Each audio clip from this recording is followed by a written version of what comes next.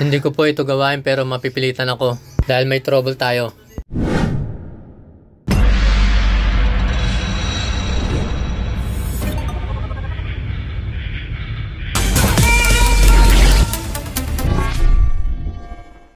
Ngayon ay magagamit ko na itong binigay sa atin ng ating kapatid. Mag-troubleshoot tayo ng tubeless na gulong. Subukan natin kung kanya mapigilan na sumingaw ang hangin. Meron tayo ditong 4 na piraso na may iba't ibang sukat para sa depende kung gaano kalaki o kaliit ang butas. Tara, simulan na natin. Talagang dapat ay sinusuri natin ang ating mga sasakyan o ang ating mga motor bago at pagkatapos natin itong gamitin. Tulad na nakita ko sa aking gulong na napakalaking tornilyo. Kaya mahirap kung nasa biyahe ka at hindi mo napansin na unti-unti nang sumisingaw ang hangin sa iyong gulong. Okay lang kung meron kang mabibilihan ng gulong o mapagpapagawaan. Mainam din kung meron kang dalang mga tools o mga gamit. At yung iba naman naglalagay ng tire sealant para sa tubeless. Paano kung spoke o yung the interior? Alam nga naman magbitbit ka pa ng spare na interior at ng mga tools, pati na ang gamit na pamhangin. Hassle, dagdag pa sa mga bitbitin. Lalo kung malayo ang biyahe mo at mamasyal lang kayo.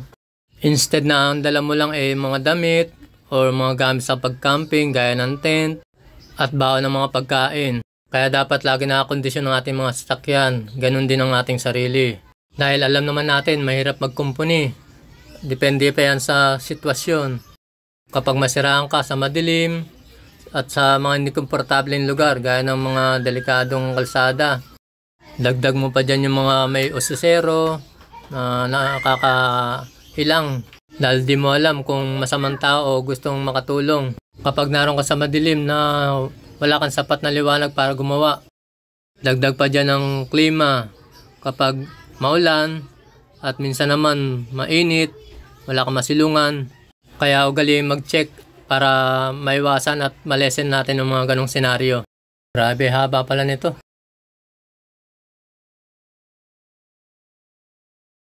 Yan, natanggal na natin. Sentro sa gitna ng gulong ko ah. Ano ba to? Hindi naman ako nag-illegal parking ah.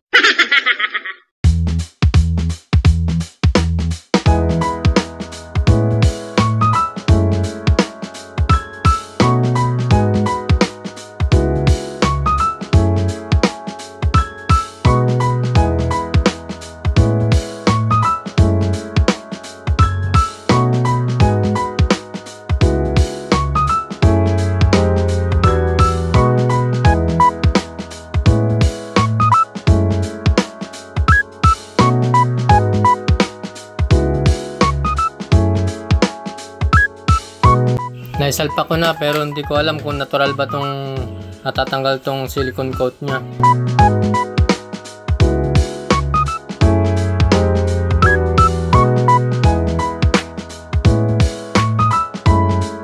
Parang walang pinagbago ah. Parang ibinalik ko lang yung tornilyo kanina.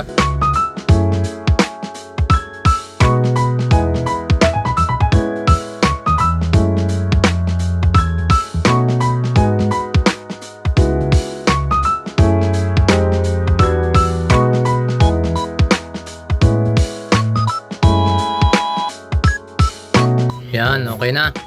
Tigas na siya. Tignan natin kung sisingaw ba siya o hindi. Ngayon ay binuhusan na natin siya ng tubig na mayroong dishwashing liquid. Check lang natin kung mayroong singaw. Pero tingin ko wala eh. Walang bumula. Ngayon itetest naman natin ang performance niya pag pinagulong. Effective naman po pala siya. So, eto. Nakarami na pinapal na sa kanya. Ayan.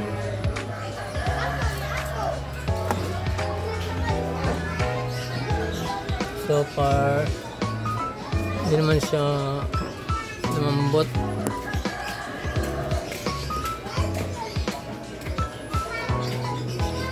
Kahit na natanggal na yung parang pinaka-rubber niya. Pero papalitan natin siya ngayon. Binili ako sa Shopee.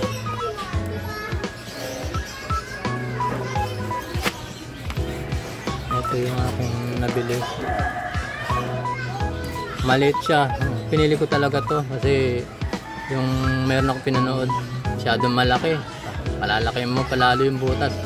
Ito sa tingin ko kasya na to kasi maliit lang naman yung bumutas sa kanya. So tatry natin. Pakita ko sa inyo. Tatanggalin ulit natin ito.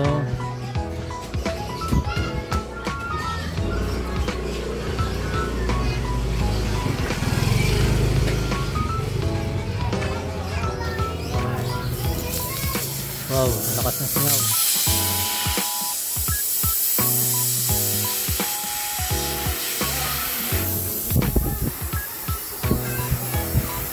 Malakas siya, malakas.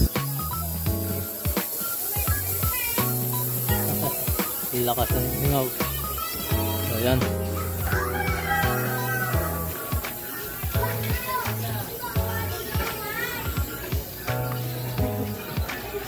Malayo-layo na rin yung tinakbo ko. Hindi naman nasingaw.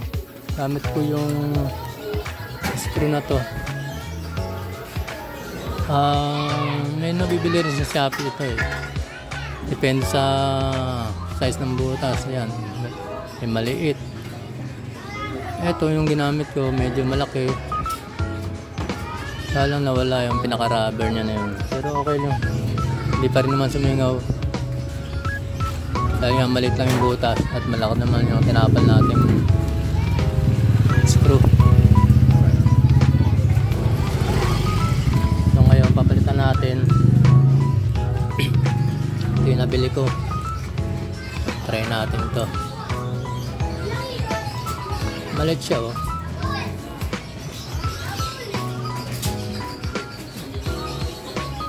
Halos kasi yung laki lang ng thumb. Malaki pa nga yata yung thumb ko. May laman to sa loob na ayan. May tatlo siyang isang pangkikil para sa butas para medyo luminis yung pagkakabitan. Ito yung pinaka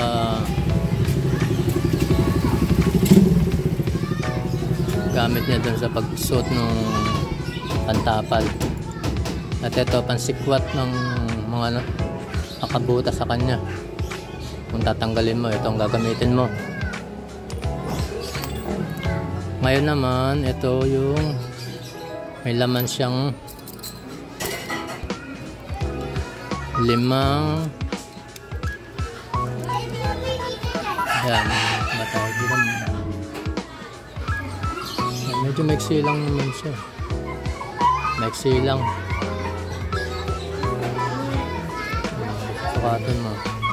Pero tingin ko pasok yung ano na yan eh. Pagka pumasok pa ganyan. So 2 inches. 2 inches lang.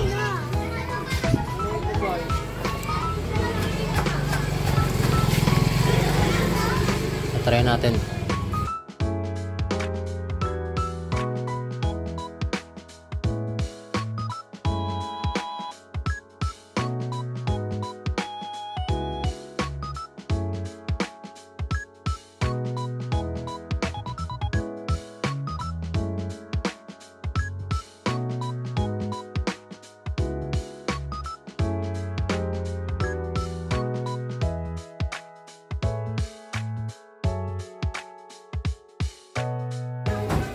Ngayon naman, testing natin kung may nasingaw.